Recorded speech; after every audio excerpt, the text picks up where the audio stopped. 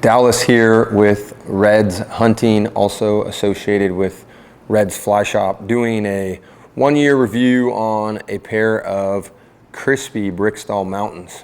This is their 3 flex rating in the Brickstall lineup, and it was a boot that I pretty much wore religiously all of last year, from early season scouting, although it was a little warm for that, chukar hunting, guiding the chukar hunts, wearing it in the preserve, guiding all of our pheasant hunts, and then even kind of tiptoeing into the late season.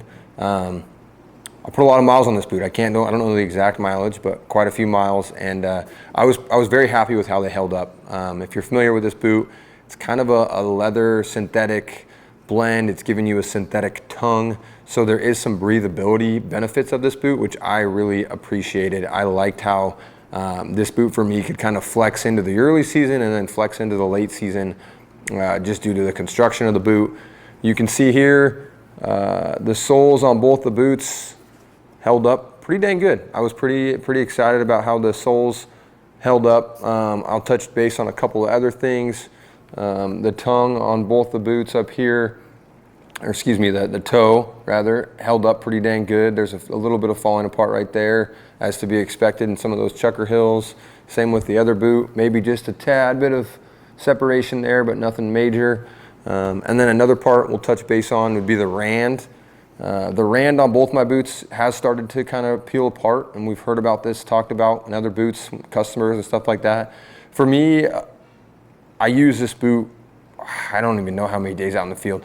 I'm not upset with that sort of failure. To me, that's kind of to be expected, partially probably on some maintenance issues of my own, not being able to take as much care as I should have. When you see that rand fail, you can put some shoe glue, if you will, rather, and you can fix that yourself, fix it early, and it'll probably go away. But I had no failure of the boot. The boot didn't lose. It didn't start leaking. It stayed waterproof throughout the whole season. I did get wet feet from water going over the top. That's how most people do get wet feet, or your feet sweat through.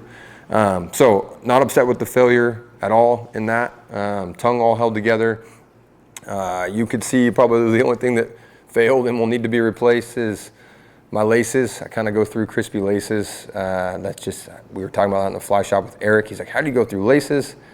I guess I'm hard on my laces somehow. So I did, the laces started to fail. I've got a spot in here that was going to fray, and it was only a matter of time until that lace right there snapped, and you don't want that to happen in the backcountry. So I am replacing the laces.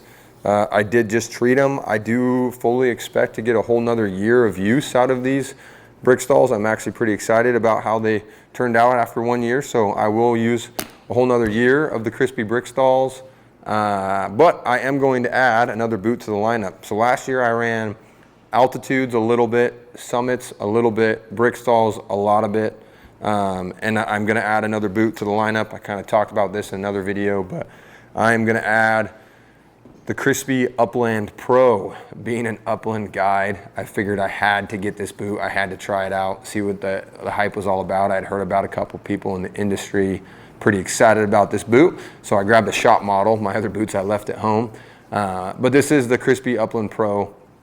Think of it like the Nevada and the Laponia combined created an all-leather version of the Laponia. It has some Nevada nods to it, being how it's laced, but then it's got some Laponia aspects to it with the way that they sold this boot. I'm pretty excited about it. It's an all-leather, very lightweight boot. You still get their really cool, crispy ways to connect your gaiter on there. So for an early season upland boot, probably in the middle season, I think it's going to be a pretty good boot for the paces. Kind of one of the concerns is, how is this leather going to hold up on the inside and the outside?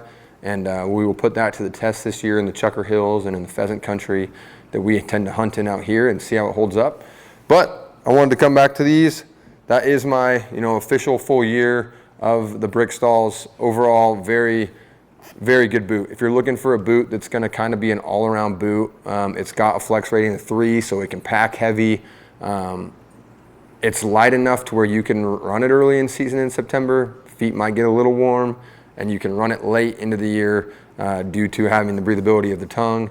I think it has that little bit of flexing going both directions. So if you're looking for a boot that'll do it all, I think think you should give the Brickstall mountains a look. They do have the ankle bone support system, so they've got good ankle support. They've got a nice height to them. They've got a nice flex rating, and for me, they held up great. Just make sure you take care of your boots.